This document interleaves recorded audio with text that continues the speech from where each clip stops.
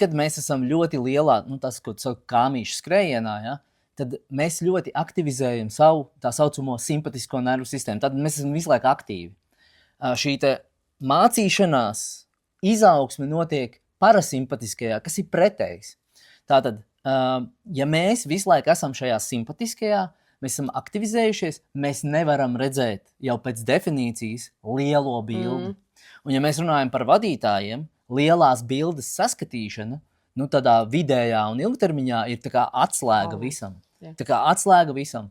Un tāpēc, piemēram, arī individuāli strādājot ar cilvēkiem un, tā teikt, kaučojot, ja, viena no lietām, pie kā mēs strādājam, kā pirmo, ir ielikt savā kalendārā buferu laikus vai ar laiku pat buferu dienas.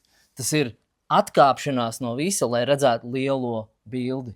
Un kas svarīgi, ja mēs runājam par šo te ielikšanu kalendārā, bieži vien lielās bildes saskatīšanā, strateģiskās domāšanas veidošanā ir ļoti svarīgi sev neuzlikt par pienākumu būt produktīvam. Ja, tāpēc, ka mēs vienmēr mēs gribam kaut ko izraut no turienes ārā, kaut kāds sausais atlikums. Tas ir vienkārši, tas uzreiz tevi atpakaļ iemet tajā pašā simpatiskajā, un tu vairs neesi tajā lielās bildes skatīšanās.